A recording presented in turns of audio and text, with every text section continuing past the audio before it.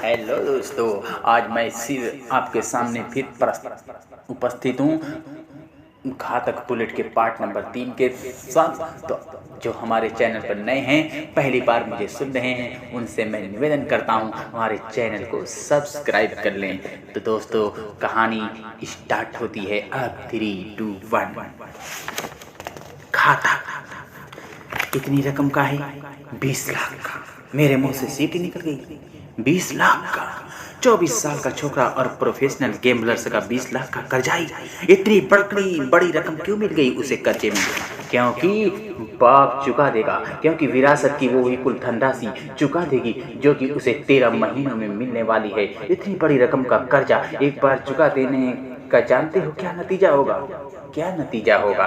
साहबजादे के हौसले और बुलंद हो जाएंगे। अगली बार इससे ज्यादा बड़ी रकम हार कर और उसका कर्जाई बनकर भी उसके माथे पर शिकन नहीं आएगी। तो आप ये नहीं कह रहे हैं कि उसका इतना बड़ा कर्जा चुकाने का आपका कोई इरादा है? बिल्कुल ठीक समझे तुम। मेरा वाकई ऐसा कोई इरादा नहीं। उसको इतनी बड़ी छूट देना, उसे और बड़ी मुसीबत के मुंह में धकेलना होगा। जिन लोगों का वो कर्जाई है वो खामोश तो नहीं बैठ जाएंगे। यहाँ वो उसका क्या बिगाड़ लेंगे? किसी की मजाल नहीं हो सकती यहाँ जबरन कदम रखने की। ऐसे इंतजामात यहाँ हैं कि कोई लोग ऐसी कोशिश कर चुके होंगे तो भी उनकी लाशें यहाँ से लाशों के अलावा कुछ नहीं जाएगी। तो ठीक है, लेकिन क्या आप बालक को यहीं बने रहने के लिए मजबूर कर सकेंगे, वो भी हमेशा के लिए? यही तो प्रॉब्लम है। ऐसा नहीं हो सकता। एक नई आवाज आई और चौहान साहब इस बात को बखूबी समझते। मैंने आवाज की दिशा में सिर उठाया तो मुझे एक कोई 50 साल का ठिगना सा दुबला पतला सूट बूट धारी व्यक्ति दिखाई दिया। उसके सिर के बालों की रंगत ऐसी थी जैसे उनकी सफेदी छुपाने के लिए मेहंदी लगाता हो। उसकी नाक तोते जैसी और दाढ़ी मुंह साफ थी। आंखों पर वो मोटे फ्रेम वाले बाईफोकल्स चढ़ाए था। डॉक्टर अटल, मेरा मेजबान बोला। Family physician and family friend, ये सुधीर कोहली है, प्राइवेट डिटेक्टिव, दिल्ली से बुलाया। हेलो, मैं बोला। वेलकम, डॉक्टर बोला। तुम बहुत सही मौके पर आए हो, वो डॉक्टर से बोला। अब मैं इसे साहबजादे से मिलवाने की बदमजा जिम्मेदारी से बच गया। तुम्हारा मतलब है सरस से इसे मैं मिलवाऊं? डॉक्टर बोला। यही मतलब है मेरा। बात हो गई इनसे? अभी नहीं, लेकिन जल्दी क्या है, हो जाएगी। अभी तो ये आए ही हैं। अभी ये दूसरा ही तो ड्रिंक है इनके हाथ में। पहला मैंने संशोधन किया, क्या फर्क पड़ता है? वो लापरवाही से बोला। कौन गिनता है? मेरा जी चाहा कि कलप के कहूं कि कमीने तू ही तो गिनता है और गलत गिनता है, लेकिन मैं खामोश रहा। आओ, डॉक्टर बोला।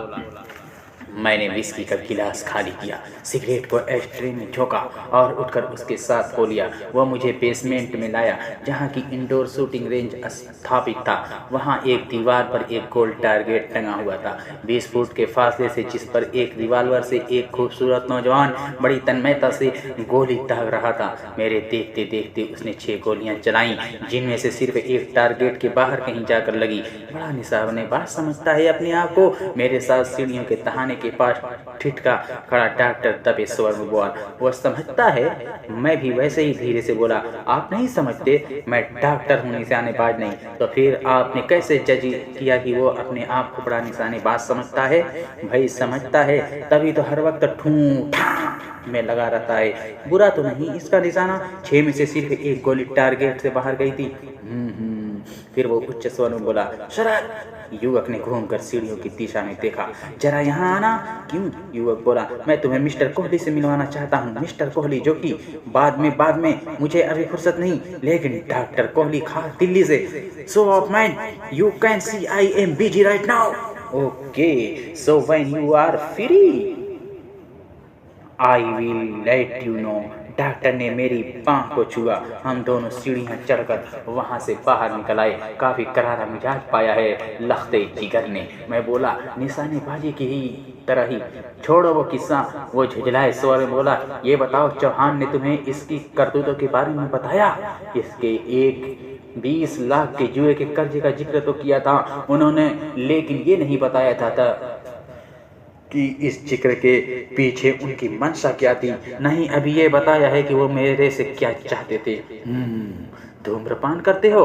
हाँ। मैंने जेब से अपना डनहिल का पैकेट निकालकर उसे दिखाया तो उसने अपना यंत्र चलित सा एक हाथ मेरी तरफ बढ़ा दिया। मैंने एक सिगरेट उसे दिया, एक खुद लिया और फिर लाइटर निकालकर दोनों सिगरेट सुलगाए। उसने नथनों से धुएं की एक लंबी दुनाली छोड़ी और फिर बोला, जुए का कर्जा तो उसकी उच्च लाइफ का यूं समझो कि ट्रेलर है। बहुत रसिया है जुए का, है नहीं तो प्रोफेशनल ने बना दिया है, तभी तो पल्ले पैसा हो या ना हो जुआ खेलता है और खिलाने वालों का कर्जा ही बनता है। मौजूदा रकम उसकी इस मद में अब तक के कर्जे की सबसे बड़ी रकम है, जिसका कि वो तुम्हारे शहर के एक बहुत बड़े गैंगस्टर का देनदार है। वह गैंगस्टर वो कौन हुआ? कभी पॉन जॉन पी अलेक्जेंडर का नाम सुना है? ये अलेक्जेंडर का कर्जाई है। हाँ, तुम जानते हो उसे? मेरे से बेहतर उसे कौन जानेगा। अलेक्जेंडर ने इतनी बड़ी रकम का लड़के का एतबार कैसे कर लिया? क्योंकि वो जानता है कि बाप रकम चुकता कर देगा, ऐन वैसे ही जैसे पहले चुकता करता आया है। अलबत्ता पहले रकमें कदर छोटी हुआ करती थी। फिर प्रॉब्लम क्या है? प्रॉब्लम छोकरे का मिजाज है। उसकी बदतमीजी की एक झलक तुमने अभी बेसमेंट में देखी। कोड़ में खांच वो उबाल है जो उसके गुस्से में एकाएक आ जाता है। पता नहीं एकाएक उसे क्या दौरा सा पड़ता है कि एकदम आपे से बाहर हो जाता है और फिर हिंसक हो उठता है। अपने ऐसे मिजाज के तहत कम से कम 2 मरतबा वो फौजदारी कर चुका है। गनीमत यही हुई कि तब उसके पास कोई हथियार न हुआ और दोनों बार मामला जैसे तैसे रफा कर दिया गया। हथियार होता तो यकीनन ये किसी की जान ले बैठता, तब शायद इसका बाप भी इसे न बचा पाया होता। ऐसी मैंने सिगरेट का एक कश लगाया और फिर बोला, दिल्ली में अलेक्जेंडर के कई ठियों की मुझे वाकियत है, लेकिन किसी में जुआ भी होता था ये मुझे मालूम नहीं था। अब्बा में होता है, उसकी पहली मंजिल पर, जहाँ की पहले कभी उसकी भूतपूर्व पार्टनर सिल्विया ग्रेको का बैली डांस होता था। अब्बा डिफेंस कॉलोनी में। आई नो, मेरे से बेहतर अब्बा को कौन जानता हो सकता था। कल तक अब्बा की 50% की पार्टनरशिप तौबा शिकन हुस्न की मलिका सिल्विया ग्रेको यूएस ट्रूली से फुल फिट थी। हाल में उसने और उसके पार्टनर रविंद्र कुमार ने, जो कि एक कनाडा माइग्रेट कर गया था, अपने हिस्से मुहमागी कीमत पर अलेक्जेंडर को बेच दिए थे, जो कि अब अब्बा का सोल प्रोप्राइटर था। 3-in-1 disco cabaret giant night club तो अब्बा पहले से ही थी। अब वहाँ जुआ भी होने लगा था, सो जाहिर था कि अब वो 4-in-1 बन गया था। चौहान का छोकरा अगर जान भी अलेक्जेंडर का कर्जाई था तो निश्चय ही मामला गंभीर था। लगता है प्रत्यक्ष मैं बोला, मौजूदा हालात से दो चार होने के लिए कोई स्ट्रेटेजी आप लोग तैयार कर चुके हैं? हाँ, वो बोला, मैंने ही चौहान को राय दी थी कि लड़के को कुछ अरसे के लिए कहीं हॉलिडे पर रवाना कर दिया जाना चाहिए। उसका कुछ अरसे के लिए यहाँ से गायब हो जाना उसको और फैमिली को भी खूब माफ़ी का सकता है। कहाँ गायब हो जाना? कहीं भी, इतना बड़ा हिंदुस्तान है। फिर भी तुम्हारी जानकारी के लिए, चौहान की पहली बीवी गरिमा देवी एक रियासत की राजकुमारी थी। मोटा प्रीवी पर्स मिलता था, वो सब तो अब खत्म हो गया, लेकिन कई राष्ट्रीय सुविधाएं उनके शाही घराने को आज भी उपलब्ध हैं। ऐसी सुविधाओं में से एक सुविधा ये है कि वो रेल द्वारा सारे हिंदुस्तान में कहीं भी निःशुल्क आ जा सकते हैं। उनका एक शाही सैलून है जो कि तुगलकाबाद यार्ड में खड़ा है। वो सैलून जो कि रेल के एक बड़े डिब्बे के बराबर के आकार का है, तमाम सुख सुविधाओं से पूरी तरह सुसज्जित। उसमें 4 बेडरूम, एक सर्वेंट केबिन, एक किचन और एक पेंट्री बनी हुई है। अपनी पहली बीवी की वजह से चौहान को ये सुविधा प्राप्त है कि वो उस सैलून को रेलवे की किसी भी ट्रेन के साथ जुड़वा सकता है। वेरी गुड, यानी कि उस सैलून के सदके सारे हिंदुस्तान की फ्री रेल यात्रा की जा सकती है। हाँ, और सैलून का किसी एक ट्रेन के साथ जुड़ा रहना भी जरूरी नहीं, उसे कहीं भी कटवाया जा सकता है और कहीं से भी फिर उसी ट्रेन के साथ या किसी और रूट को किसी और ट्रेन के साथ जुड़वाया जा सकता है। वाह, आज समझ में आया कि असल में बादशाही किसे कहा जाता था। लेकिन प्रॉब्लम यह है कि शरद जैसे मिजाज के छोकरे को कहीं अकेले नहीं भेजा जा सकता। अकेला वो कभी भी कहीं भी ऐसा गुल खिला सकता है कि उसे यहाँ से रुखसत करने का मिशन ही पिट सकता है। ऐसा ना हो पाए, इसीलिए तुम्हें तलब किया गया है। क्या मतलब? मुझे सैलून में उसकी आया बन के उसके साथ रहना होगा? आया नहीं, royal companion, paid royal companion. लेकिन मैं अकेला? तुम अकेले नहीं होगे। उसके वायलेंट हो उठने पर तुम्हारे अकेले के काबू में आने वाला वो है भी नहीं। तो मैं साथ होऊंगा, बख्तावर साथ होगा। ओह, ऐसी पिकनिक होगी कि याद करोगे। उस शाही सैलून का ऐश्वर्य कभी अंग्रेजों के लिए भी रश्क का मुद्दा हुआ करता था। सिलसिला कब तक चलेगा? 2 या 3 हफ्ते, 1 महीने से ज़्यादा तो हरगिज़ नहीं। इतना अरसा मुझे अपने ऑफिस से दूर रहना पड़ेगा, ऑन असाइनमेंट फीस के साथ, फोकट में नहीं। इस दौरान अलेक्जेंडर की देनदारी का क्या होगा? उसकी रकम उसे चुका दी जाएगी, वो जरूरी है, वरना वो बेटे को गायब पाकर बाप के पीछे पड़ जाएगा। बड़ा खतरनाक गैंगस्टर बताया जाता है वो। सुना है कि पुलिस से भी उसकी सांठगांठ है। वो तो होगा ही, वरना क्या ऐन दिल्ली शहर के बीच में गैर कानूनी जुआ घर चलाया जा सकता है? वही तो। फायदा क्या होगा?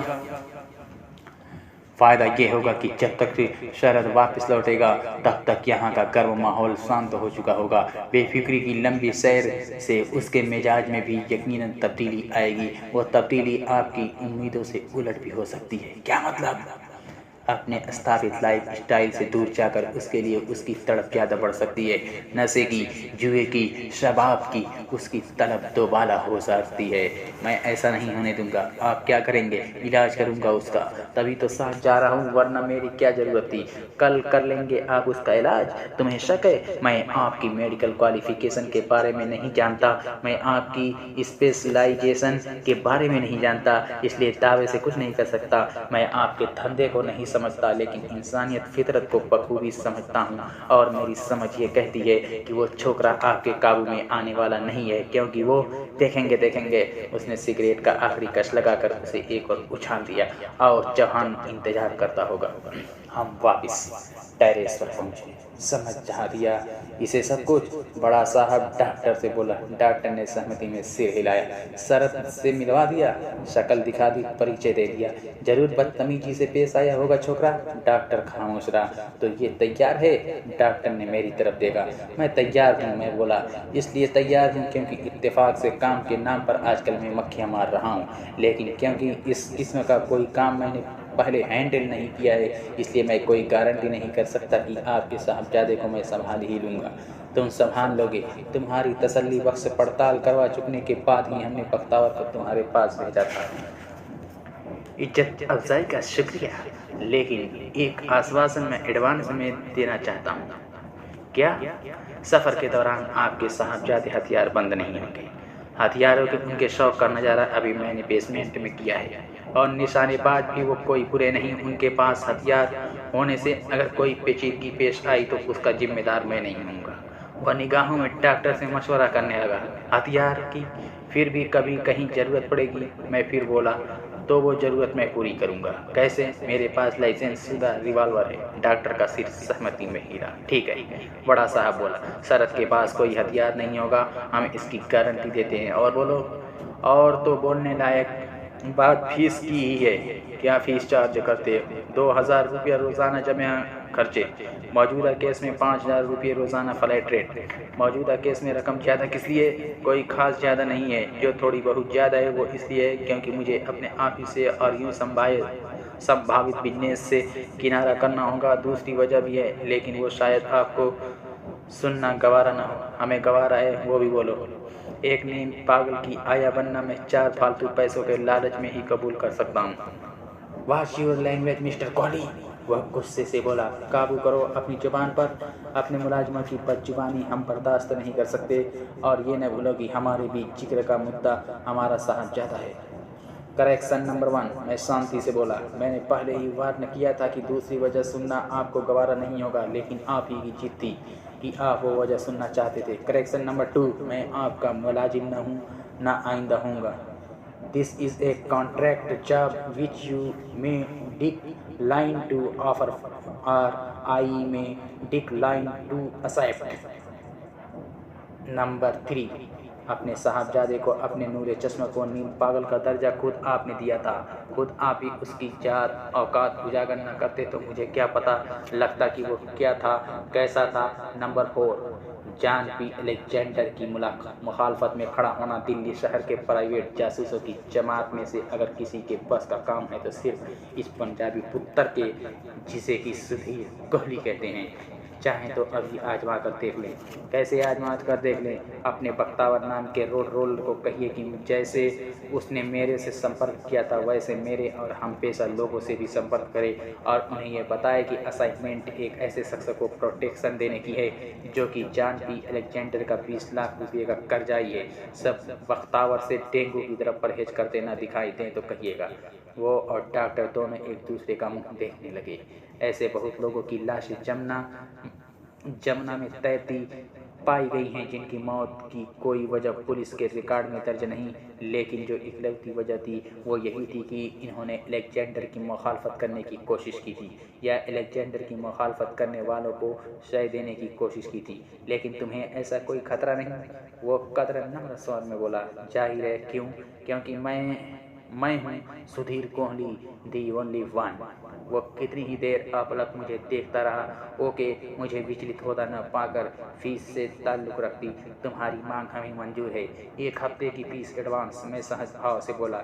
इस बार वो भड़का नहीं, सिर्फ सकपकाया, यानी कि उसकी भवें उठी। 35,000 रुपये। You said it boss, you said it boss. ठीक है, यहाँ से रुखसत होने से पहले तुम्हें चेक मिल जाएगा। Thank you. मैं एक क्षण ठिठका और फिर बोला, सिलसिले की शुरुआत कब से होगी? जवाब डॉक्टर ने दिया, ये सड़क के मोड़ पर मुनहसर है। वो बोला, उसको इस पिकनिक जैसे सफ़र के लिए रिसेप्टिव मूड में लाने में 2 या 3 दिन तो लग ही जाएंगे। इस वक्त उसका मूड कितना ख़राब है उसका नमूना अभी तुमने नीचे बेसमेंट में देखा ही था। लेकिन तुम फिक्र न करो, 2 या 3 बड़ी हद 3 दिनों में उसे पटरी पर ले आऊँगा। ओके भाई, ओके भाई, ओके भाई। जैसा प्रोग्राम बने खबर कर दीजिएगा ज़रूर। अब वो चाय मिल जाएगा? बड़ा साहब बोला। डॉक्टर अटल अभी इंतजाम कर देंगे। डॉक्टर ने हड़बड़ा कर सिर उठाया, फिर तत्काल सहमति में सिर हिलाता हुआ वहाँ से रुखसत हो गया। वुड यू, पीछे मेरा नामाकूल मेजबान बोला, like to have another drink? No sir, मैं अदब से बोला, थैंक यू। अभी तो शाम जवान हुई है, इतनी जल्दी नो सर थैंक यू किस लिए? क्योंकि विस्की नपने के साथ नाप कर या पैक गिन गिन कर पिलाने वालों की सोहबत मैं नहीं करता। क्या? मैं उसी मेज़बान को पसंद करता हूँ जो जब बोतल मेहमान के लिए खोले तो ढक्कन फेंक दे। एक क्षण को मुझे लगा जैसे वो ज्वालामुखी की तरफ फट पड़ने वाला हो, लेकिन ऐसा न हुआ। इसके विपरीत वो ठठाकर हंसा। दिलचस्प आदमी, वो बोला, पसंद आए हमें। जरा नवाजी का शुक्रिया। हम इतने रुके या बदमिजाज नहीं कि तुम्हें लगा कि हम हैं, लेकिन क्या करें, इस लड़के के कारनामों ने हमें कुछ ज़्यादा ही बदहवास किया हुआ है। भड़कते हम उसकी वजह से हैं और भड़ास दूसरों पर निकाल बैठते हैं। I understand. कितने अफसोस की बात है कि लड़का जवान हो गया लेकिन बालिग नहीं हुआ, जिम्मेदार नहीं हुआ। हमारी भरपूर कोशिशों के बावजूद। आगे कल आपकी सेवा में हमारी स्टोरी प्रस्तुत होगी। तो दोस्तों, हमारी स्टोरी पे आप कम बैक ज़रूर दीजिएगा और हमारे चैनल को सब्सक्राइब